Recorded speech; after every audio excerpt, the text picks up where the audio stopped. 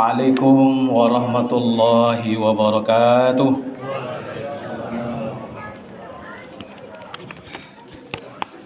Allahu akbar, Allahu akbar, Allahu akbar. Allahu akbar, Allahu akbar, Allahu akbar. Allahu akbar, Allahu akbar, Allahu akbar. La ilaha illallah wallahu akbar. Allahu akbar walillahil hamd. Allahu akbar kabira walhamdulillahi katsira wa subhanallahi bukratan wa asila. La ilaha illallah wa la na'budu illa iyyahu mukhlisina lahuddin walau karihal kafirun. La ilaha illallah wahdah sadaqa wa'dah wa nasara 'abdah wa a'azza jundahu wa hazamal ahzaba wahdah. La ilaha illallah wallahu akbar. Allahu akbar walillahil hamd. Alhamdulillah huwal awwal wal akhir al batin wal zahir alladhi huwa bikulli shay'in alim. Al awwal falaysa qabla shay', al akhir falaysa ba'dahu shay', الباطن فليس فوقه شيء، الظاهر فليس دونه شيء. أشهد أن لا إله إلا الله وأشهد أن محمد رسول الله. اللهم صل على سيدنا محمد وعلى آل سيدنا محمد. أما بعد فيا عباد الله أوصيكم ونفسي بتقوى الله فقد فاز المتقون. فقال الله تعالى في القرآن الكريم: أعوذ بالله من الشيطان الرجيم. إنا أعطيناك الكوثر فصل لربك وانحر إن شانئك هو الأبتر. صدق الله العظيم. معاشر المسلمين والمسلمة, jemaah salat Idul Adha yang dimuliakan Allah Subhanahu wa taala. Kembali kita bersyukur kehadiran Allah Azza wa Jalla. Alhamdulillah, kata yang senantiasa terucap di lidah kita untuk senantiasa basah di lidah kita, selalu mensyukuri rahmat beserta nikmat yang Allah berikan kepada kita. Langkah kaki, ayunan tangan dari rumah ke rumah Allah ini tadi, itu adalah bukti bahawa kita adalah hamba Allah dengan segala daya dan upaya untuk senantiasa pandai mensyukuri rahmat dan nikmat yang Allah berikan kepada kita. Allahumma salli ala Sayyidina Muhammad wa ala ali Sayyidina Muhammad. Mudah-mudahan kita dikumpulkan bersama beliau di surga Allah Subhanahu wa taala. Maka jemaah, perbanyak mengucapkan salawat atas baginda Nabi sallallahu alaihi wasallam. Ma'asyiral muslimin, jemaah salat Idul Adha yang dimuliakan Allah Subhanahu wa taala. Kembali khatib wasiatkan untuk kita semua, wasiat terbaik itu adalah mengajak kita semua untuk bertakwa kepada Allah Subhanahu wa taala. Perbaharui kualitas keimanan kita, perbaharui kualitas ketakwaan kita kepada Allah Azza wa Jalla. Maka sampai kapan takwa itu harus kita bawa? Sampai akhir hayat kita, sampai nafas kita sudah berada di kerongkongan kita. Takwa itu kita bawa sampai akhirnya kita bertemu dengan Allah Subhanahu wa taala. Ma'asyiral muslimin wal muslimah, jemaah salat Idul Adha yang dimuliakan Allah Subhanahu wa taala. Pagi ini adalah hari yang baik lagi mulia. Seluruh umat Islam mengumandangkan takbir. Pagi ini kita sama-sama merasakan kebahagiaan karena hari ini merupakan hari kemenangan, hari raya Idul Adha. Ada orang yang tak dapat kita balas budi baiknya, orang yang paling berjasa dalam kehidupan kita pagi ini, bahkan mulai dari tadi malam, mulai dari malam tadi, wajah itu sudah terbayang di pelupuk mata kita. Siapa dia? Itulah ibu kita. Andai orang tua masih dapat, andai orang tua kita masih ada, masih dapat kita ambil tangannya, kita peluk tubuhnya, dia dulu yang mengandung kita selama 9 bulan 10 hari, meregang nyawa karena ingin melahirkan kita. Seandainya seorang ibu dihadapkan pada suatu hal di antara melahirkan anaknya, ataupun dia yang meninggal dunia atau anaknya yang meninggal dunia, maka seorang ibu akan mengatakan dengan tegas, ambillah nyawaku, selamatkanlah anakku. Ikhwanu fiddin rahimakumullah, begitu besar cinta dan kasih sayang seorang ibu kepada anaknya. Kita renungkan dalam hati kita, hadirin jemaah Idul Adha yang dimuliakan Allah. Berapa kali ia tidak dapat melaksanakan solat tahajud gara-gara kita. Berapa kali ia tidak solat duha karena kita. Berapa kali ia tidak membaca Al-Quran, terhalang dia membaca Al-Quran karena tangis kita. Berapa kali puasanya tinggal karena memberikan asinya untuk kita. Maka jemaah Idul Adha yang dimuliakan Allah Subhanahu wa taala, di samping itu juga ada orang yang sangat berjasa dalam kehidupan kita. Ia adalah sosok ayah. Ayah adalah orang tua yang dahulu kelihatan gagah, sekarang melepuh kulitnya karena terik panas matahari untuk menyekolahkan kita.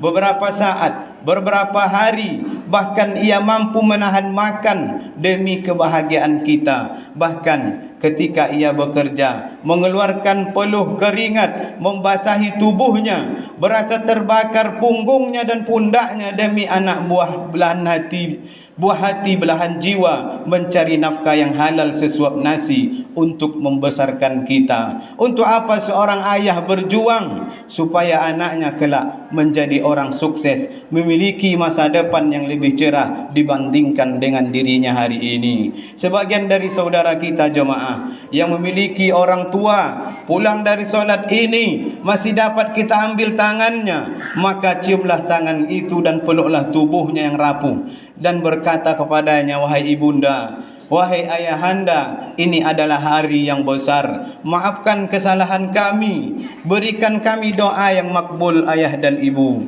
Tapi kita jangan untuk memeluk badannya jemaah, jasadnya, untuk berziarah saja ke kuburnya, itu pun terasa jauh oleh kita. Jarang kita pulang ke kampung halaman kita untuk berziarah ke makamnya. Senyumnya yang masih terbayang di wajahnya, tawanya yang masih ingat di pelupuk mata kita. Mereka telah mendahului kita, mereka sudah di pusara, melainkan tak lain lagi yang bisa kita kirimkan adalah doa untuk mereka. Allahumma ghafir laha, Allahumma ghafir lahu, Allahumma ghafir lahum, warhamhum, wa'afihi wa'fu anhum. Kalau masih sanggup kita jemaah, maka kirimkanlah, doakanlah, bacakan surat Al-Fatihah, bacakan doa untuk mereka. Rabbi ghafirli wali walidayya warhamhuma kama rabbayani saghira. Bacakanlah jemaah seperti tetesan embun di atas gurun pasir yang panas. Itulah yang akan disampaikan oleh para malaikat kepada makam-makam mereka. Allahu akbar, Allahu akbar, Allahu akbar, la ilaha illallah wallahu akbar, Allahu akbar walillahil hamd. Hadirin jemaah solat Idul Adha yang dimuliakan Allah Subhanahu wa taala, hari ini adalah hari raya Idul Adha. Idul Adha terdiri dari dua kata, Id dan Adha. Id memiliki makna yaitu kembali, sedangkan Adha maknanya adalah pengorbanan.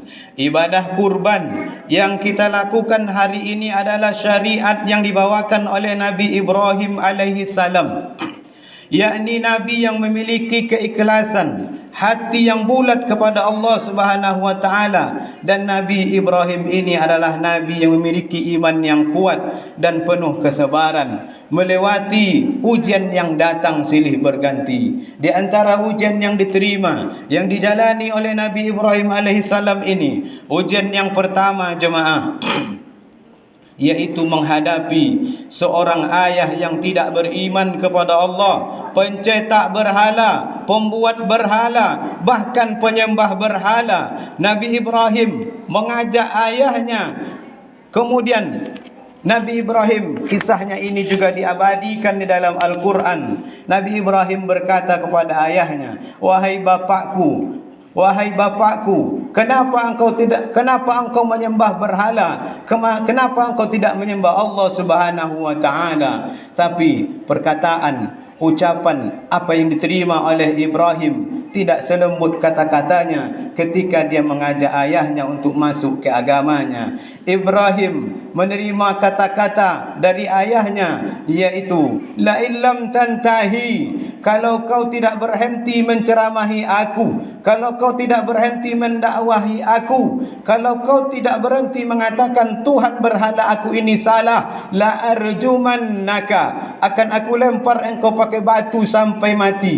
Wahjurni marliyah, pergi tinggalkan aku. Itu kata Azar kepada Ibrahim. Mendengarkan ini, mendengarkan kalimat ini, apakah Ibrahim marah jemaah? Tidak, malahan Nabi Ibrahim alaihissalam mengatakan kepada ayahnya, salamun alaika, keselamatan untukmu wahai ayahku. Aku akan minta ampun kepada Allah Tuhanku, walau engkau salah, walaupun engkau berdosa, aku akan memintakan ampun untukmu wahai ayahku.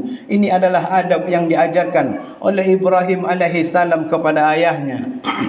Ujian kedua yang diterima oleh Ibrahim alaihissalam, yaitu ujian pada saat pernikahan. Lama menikah dengan Siti Sarah, Sarah tidak bisa memberikan keturunan. Kemudian Sarah membagi hatinya kepada Siti Hajar. Kemudian Nabi Ibrahim menikah lagi dengan Siti Hajar. Nabi Ibrahim menikah dengan perintah Allah Subhanahu wa taala, karena Ibrahim menginginkan keturunan, tetapi juga belum dikaruniai oleh seorang anak. 86 tahun lamanya Nabi Ibrahim alaihissalam berdoa siang dan malam. Doa ini yang diucapkan, yang kita copy paste setiap kita melaksanakan, setelah kita melaksanakan solat fardu setiap harinya. Rabbi habli minas salihin, ya Allah, anugerahkanlah kepadaku anak yang soleh dan soleha. Lama tak punya anak jemaah, 86 tahun lamanya.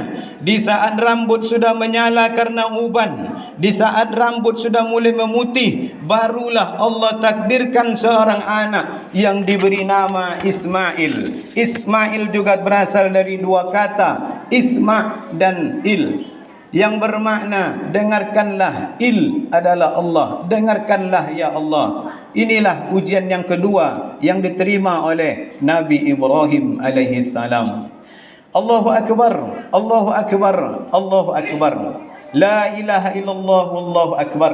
Allahu akbar walillahil hamd. Ujian yang ketiga yang diterima oleh Nabi Ibrahim alaihi salam adalah ujian terhadap anaknya Ismail alaihi salam. Kehidupan Nabi Ibrahim penuh dengan ujian. Orang tua bernama Azar tidak bisa dijadikan tauladan. Isteri pelipur lara belahan jiwa, cinta pun berbagi. Lama pula mendapatkan keturunan. Ketika mendapatkan Ismail, itulah Nabi Ibrahim hatinya ketika itu sangatlah bahagia sekali. Satu titik kebahagiaan itu diuji kembali oleh Allah Subhanahu wa taala.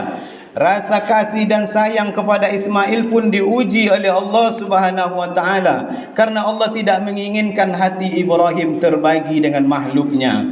Allah menginginkan hati Ibrahim itu bulat hanya kepada Allah Subhanahu wa taala.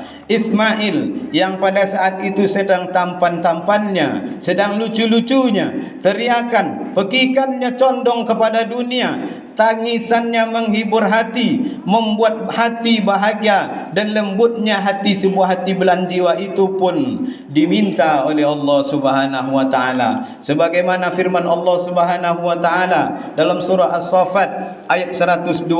A'udzubillahi minasyaitonir rajim.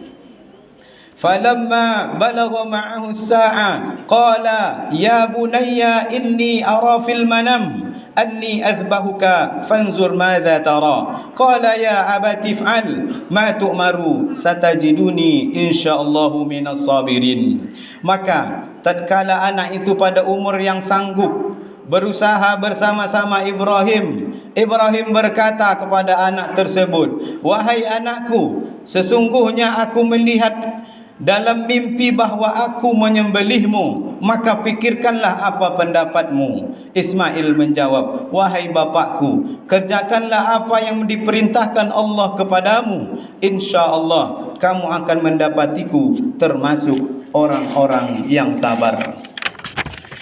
Nabi Ibrahim membawa Ismail ke gurun pasir, tanah yang lapang. Berkali-kali Ibrahim meletakkan pisau yang sudah terasa dingin sejuk di leher Ismail yang lunak itu. Sakit sedikit lagi darah akan tumpah dan menetes, tapi disitulah Allah Subhanahu wa taala punya kuasa. Namun pisau yang ditakdirkan melukai Ismail alaihissalam di waktu itu juga diganti oleh Jibril yang membawa seekor kibas sebagai tukaran bagi Nabi Ismail alaihi salam. Fasalli li rabbika wanhar, maka dirikanlah solat karena Tuhan dan berkorbanlah.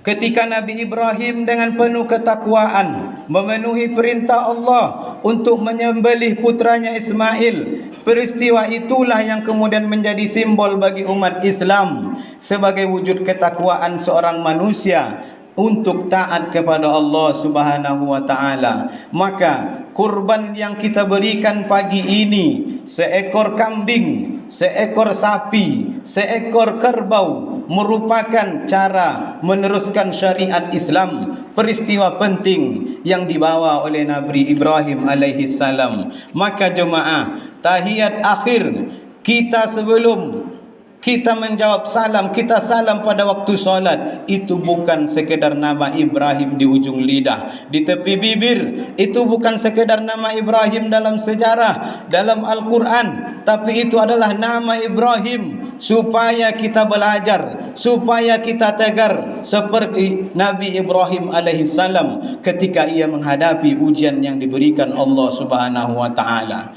Pada hari ini, ibadah yang paling berharga di hadapan Allah Subhanahu wa taala adalah ibadah kurban jemaah. Sebagaimana dikatakan oleh Nabi sallallahu alaihi wasallam, tiada amal anak Adam yang paling disenangi pada hari nahar, pada hari raya Idul Adha, kecuali meneteskan darah binatang, karena sesungguhnya ia akan datang pada hari kiamat dengan kukunya, dengan bulunya sebagai penolong. Allahu akbar, Allahu akbar, Allahu akbar. La ilaha illallah, Allahu akbar, Allahu akbar, walillahil hamd. Melalui mimbar ini kembali khatib sampaikan 3 wasiat penting yang mesti kita renungkan dari kisah Nabi Ibrahim alaihi salam. Setidaknya ada 3 iktibar yang perlu kita ambil, perlu kita jadikan contoh tauladan ketika menghadapi dan menjalani kehidupan kita di muka bumi Allah ini. Yang pertama adalah berbakti kepada kedua orang tua. Berkurban adalah pesan kehidupan Nabi Ibrahim alaihi salam, tetapi berbakti kepada kedua orang tua bagian dari ajaran yang dibawa oleh Nabi Ibrahim alaihi salam. Ibrahim menerima kata-kata kasar dari ayahnya, namun ia tetap mendoakan ayahnya. Begitu bakti Ibrahim, kelembutan hati Ibrahim untuk ayahnya, bahkan ayahnya tidak sepaham dengan dia, tidak seakidah dengan dia. Nabi Ibrahim tetap mendoakan ayahnya Azar agar mendapatkan keselamatan dan hidayah. Begitu bakti Ibrahim kepada ayahnya. Walaupun ayahnya tetap menyembah berhala, apakah Nabi Ibrahim mencaci, melakukan sumpah serapah? Tidak jemaah. Apa yang dibalas oleh Nabi Ibrahim alaihissalam cuma satu, berbakti kepada ayahnya. Apa Allah balas untuk Nabi Ibrahim? Allah balas dengan 2. Ibrahim diberikan Ismail, Ibrahim diberikan Ishak. Kedua ini bukan anak yang biasa, malahan kedua anak ini adalah anak yang soleh dan tercatat dalam sejarah mereka adalah nabi-nabi Allah yang mulia. Oleh sebab itu, mungkin ada di antara kita yang hari ini yang kurang beruntung, tidak dipedulikan oleh orang tua, tidak diperhatikan oleh ayah, marah kita. Jangan jemaah, biarlah itu menjadi urusan orang tua kita dengan Allah Subhanahu wa taala. Jangan kita urus antara urusan dia dengan Allah Subhanahu wa taala. Andai ia salah, biarkan kesalahan itu antara dia dengan Allah Subhanahu wa taala. Kita tidak perlu menjadi hakim dan lebih berkuasa dengan hal ini. Serahkan kepada Allah Subhanahu wa taala. Oleh sebab itu, apa kata Allah dalam Al-Quran?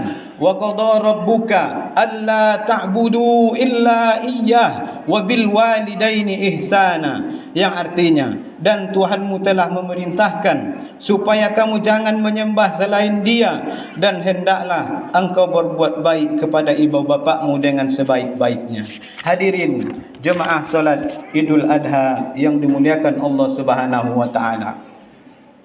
Maka selagi hidup jangan sampai menyakiti hati kedua orang tua. Kita lihat hari ini mungkin ada seorang anak yang melukai hati orang tuanya. Mungkin ada seorang anak yang melukai hati orang tua karena harta warisan yang salah bagi, karena ruko yang tidak sama banyak, karena surat tanah yang diambil oleh sepihak. Maka jangan sampai itu terjadi jemaah pada diri kita dan orang tua kita. Jangan sampai melukai hatinya. Bila kita lukai hati orang tua, maka hidup kita akan berenang dalam penderitaan dan kesusahan. Jika sudah tua orang tua kita jemaah, rawatlah ia dengan sebaik-baiknya. Jangan sampai pepatah yang sering kita dengar, satu orang tua sanggup merawat 10 orang anaknya. Yang menjadi pertanyaan, apakah 10 orang anak itu sanggup merawat satu orang tua? Yang bisa menjawab pertanyaan itu adalah kita jemaah. Karena seorang anak hari ini disibukkan oleh rumah tangganya, mengurus suami, memperhatikan istri, mengurus anak. Jangan sampai lupa kita memiliki bakti yang wajib kepada kedua orang tua kita. Ini wasiat pertama jemaah. Mudah-mudahan wasiat ini bisa kita jalankan. Wasiat yang kedua adalah bahwasanya pesan kemuliaan, keagungan tidak hanya sekadar menyembelih hewan hari ini. Kurban meminta kita untuk memperhatikan pendidikan anak kita di masa yang akan datang. Hari ini kita masih bisa berkirim doa kepada kedua orang tua kita. Hari ini kita masih mengenang ayah dan ibunda kita. Perlu kita pikirkan 20 atau 30 tahun yang akan datang, di saat kita sudah meninggal dunia, masuk ke liang lahat, apakah anak-anak kita juga sanggup untuk mendoakan kita? Apakah anak-anak kita akan datang ke pengurus masjid dan berkata, ini kurban untuk saya, ini kurban untuk istri saya, ini kurban untuk anak saya, ini kurban untuk almarhum, almarhumah kedua orang tua saya? Kita tidak dapat menjawab jemaah selain dari usaha kita terhadap anak kita hari ini. Begitu mudah menggerakkan anak lidah. Ia mungkin menjadi orang yang kaya, ia mungkin suatu saat menjadi seorang pejabat, punya kuasa, punya cita-cita, lalu orang tua akan merasa bangga karena sudah terlaksana. Tapi apakah ia akan mengingat kita dengan begitu besar, begitu banyak, begitu tinggi cita-citanya kalau kita tidak tanamkan ilmu agama sebagai pondasi hari ini?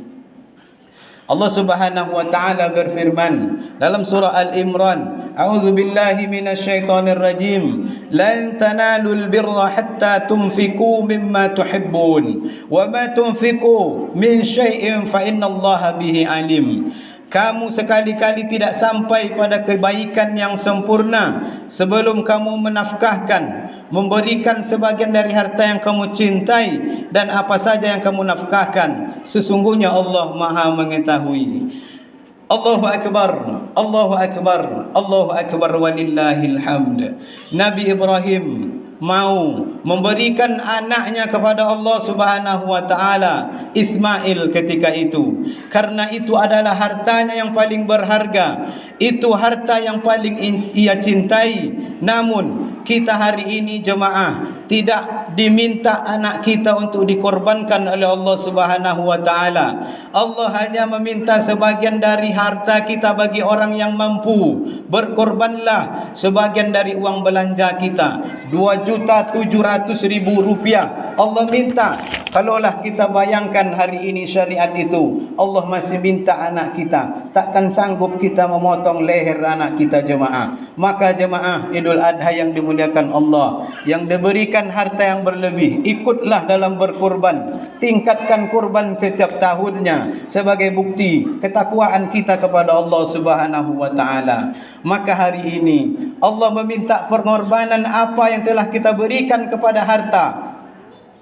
Harta yang paling kita sayang, penyemjuk hati, pelipur lara, yang merupakan amanah yang dititipkan oleh Allah Subhanahu wa taala. Maka kita sebagai orang tua hari ini mesti memperhatikan pendidikan yang kita berikan kepada anak kita. Yang kita janjikan pondasi kehidupannya adalah pendidikan agama Islam. Hari ini kita bawa anak-anak kita untuk salat berjamaah. Hari ini kita bawa mereka menghadap Allah Subhanahu wa taala. Muru auladakum bis-salah ketika mereka berusia 7 tahun. Apa maknanya? Ketika ia berusia 5 tahun, ia sudah pandai membaca surah-surah pendek. Ketika dia masih berusia 4 tahun, dia sudah berhasil dan berjaya untuk membaca Iqra dan lain sebagainya. Maka tanamkan jemaah, kalau tidak sekarang, kapan lagi akan kita mulai? Pandai ia baca surah Al-Fatihah, pandai ia membaca doa ibu bapa, bisa ia menjadi imam solat jenazah kita 4 takbir fardu kifayah di saat kita sudah tiada menjadi imam. Maka telah berhasillah orang tua dalam mendidiknya. Dapat kita mencetak generasi seperti itu di masa yang akan datang. Jawabannya kitalah yang akan menjawabnya. Jemaah solat Idul Adha yang dimuliakan Allah Subhanahu wa taala. Padi yang ditanam belum tentu tumbuh padi semuanya. Apalagi rumput yang ditanam, sudah pasti rumput itu akan besar dan menyebar. Pada hakikatnya adalah kebaikan yang kita tanamkan tentu ada banyak ujian yang akan kita terima. Apalagi anak kita itu kita bebaskan, kita lepaskan begitu saja. Maka mulai hari ini sama-sama kita perhatikan anak keturunan kita. Kita siapkan mereka untuk generasi berikutnya. Kita masukkan anak-anak kita ke pondok pesantren, mungkin ia akan lari. Kita masukkan dia ke pondok tahfiz Quran, mungkin ia akan melawan. Maka bersabarlah, karena sesungguhnya itu adalah investasi jangka panjang. Yang sudah mendidik anak dengan baik, maka alhamdulillah. Tapi yang masih belum, ma ta'buduna min ba'di. Ini kata Yakub alaihi salam, hai anakku, sesudah aku mati, nanti kalian menyembah apa? Ini kata Yakub alaihi salam. Hari ini jemaah, internet, game online, judi online tidak ada di zaman kita. Ini menjadi senjata luar biasa hari ini. Kita sangka memberikan gadget itu, kita sayang kepada mereka, ternyata kita sudah memberikan pisau yang merobek-robek urat nadinya hari ini. Ia tidak mati, tetapi jiwanya lah yang mati. Ia hanya menjadi jasad yang berjalan. Tidak ada lagi sopan santun, tidak ada lagi hormat kepada orang tua, tidak ada lagi tetesan air mata. Karena apa? Karena hatinya sudah keras. Oleh sebab itu, maka pesan dari Idul Adha tidak hanya menyembelih hewan kurban, tetapi memperhatikan pendidikan anak di masa yang akan datang. Allahu Akbar, Allahu Akbar, Allahu Akbar walillahil hamd. Wasiat yang ketiga adalah wasiat untuk saling memaafkan. Sebanyak apapun amal kita jemaah, sebanyak ibadah apapun kita, apabila kita tidak jaga ukhuwah, apabila kita tidak jaga silaturahmi, la yadkhulul jannah. Kata Rasul dalam hadis yang sahih, tidak akan masuk surga. Siapa yang tidak akan masuk surga ya Rasulullah? Qati'ar rahim, orang yang memutuskan tali silaturahim. Makanya jemaah, kenapa hewan kurban itu dibagi 3 pada hari ini?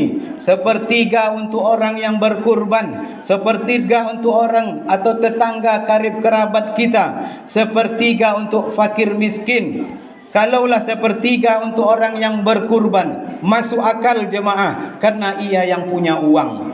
Kalau sepertiga untuk fakir miskin masuk akal, karena kita menolong mereka yang sedang susah payah. Tapi jemaah, sepertiga untuk kerabat, untuk sahabat, untuk tetangga. Mengapa ada jatah mereka? Mengapa ada bagian mereka hewan kurban hari ini? Untuk apa bagi mereka? Bukankah mereka lebih kaya dari kita? Mengapa perlu kita lakukan hal yang demikian? Tak lain tak bukan adalah karena Allah menginginkan kita menyambung tali silaturahmi kita. Banyak orang yang sanggup melaksanakan solat tahajud malam, banyak orang yang sanggup menyantuni anak yatim, banyak orang yang sanggup bersedekah. Tetapi kalau sudah berbicara tentang saling maaf memaafkan, inilah ujian yang sangat berat.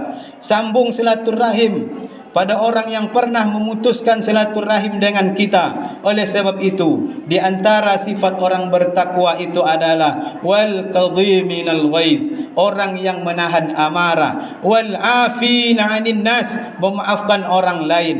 Apa hubungan takwa dengan kurban? Karena kurban tidak akan diterima kecuali untuk orang-orang yang bertakwa. Ini pernah terjadi pada masa Habil dan Kabil berkurban. Apa bedanya?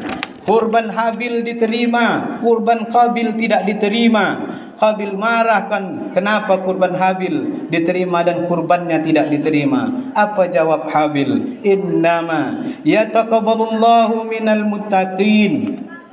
Sesungguhnya Allah hanya menerima kurban dari orang-orang yang bertakwa. Siapa orang yang bertakwa? Sifatnya sudah disebutkan dalam Al-Quran. Wal afina 'anil nas, orang yang mampu menahan amarah. Orang yang kuat bukanlah orang yang menang bergulat. Orang yang kuat adalah orang yang mampu menguasai hawa nafsunya dan mampu menahan amarahnya. Karena pesan ini dari ibadah Idul Adha ini kembali kepada kesucian. Semoga kita termasuk orang yang mampu melembutkan hati untuk saling memaafkan.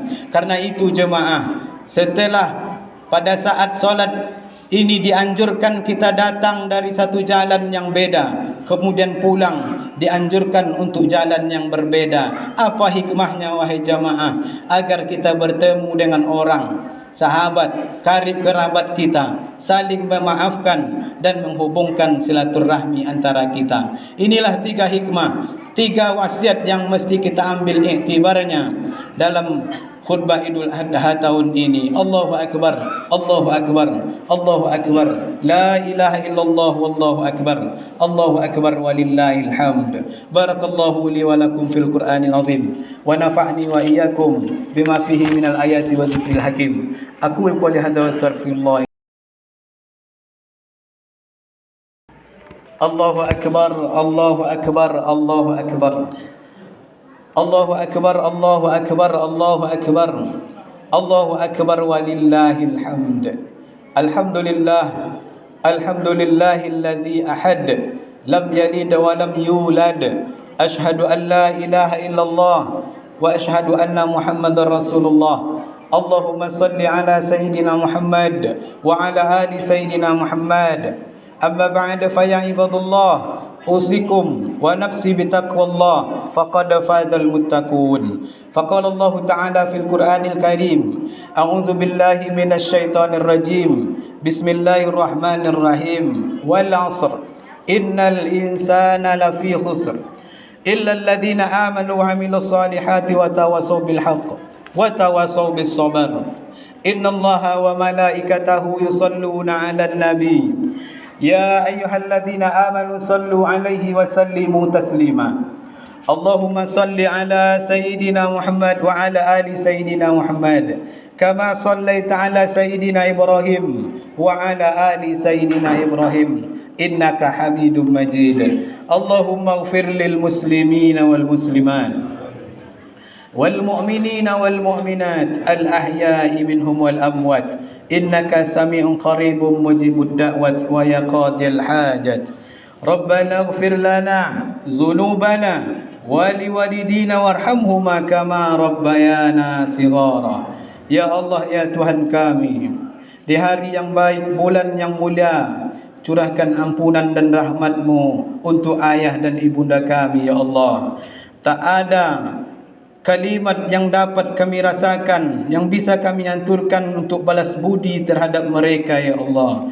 Kalau mereka masih hidup, sehatkan mereka ya Allah. Andai mereka sudah kembali menghadap-Mu ya Allah, lapangkan kuburnya ya Allah. Jadikan kubur mereka salah satu di antara taman-taman surga-Mu ya Allah. Dan jangan jadikan kubur mereka salah satu dari lubang neraka-Mu ya Allah.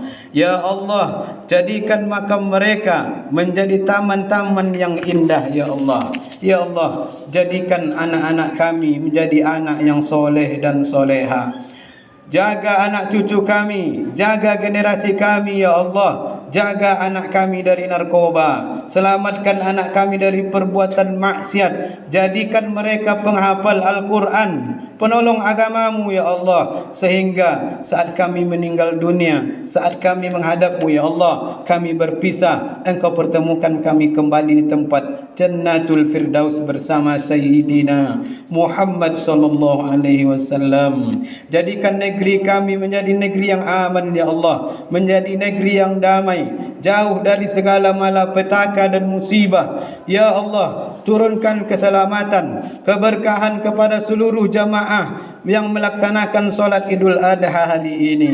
Lapangkan rezeki kami ya Allah, supaya kami bisa berinfak, bersedekah, berwakaf ya Allah. Ya Allah, jadikan saudara-saudara kami yang berkurban di pagi ini menjadi hamba-hamba pengisi surga-Mu ya Allah. Sayangi mereka, ridhoilah langkah mereka. Bagi kami yang belum sempat berkurban, mudahkanlah rezeki kami, luruskanlah niat kami. Semoga di tahun yang akan datang kami mampu untuk berkurban. Ya Allah, bagi saudara-saudara kami yang melaksanakan ibadah haji, berikan kemudahan bagi mereka untuk melaksanakan ibadah haji, dan jadikan mereka menjadi haji yang mabrur. Ya Allah, matikan kami dalam keadaan husnul khatimah. Yang keluar dari lisan kami adalah kalimat tauhid, la ilaha illallah. Rabbana atina fid dunya hasanah wa fil akhirati hasanah wa qina azabannar. Ibadallah, innallaha ya'muru bil 'adli wal ihsan wa ita'izil qurba wa yanha 'anil fahsai wal munkar wal ya'idzukum la'allakum tadhakkarun. Wa la dzikrullahi akbar. Walhamdulillahi rabbil alamin. Wassalamu alaikum warahmatullahi wabarakatuh.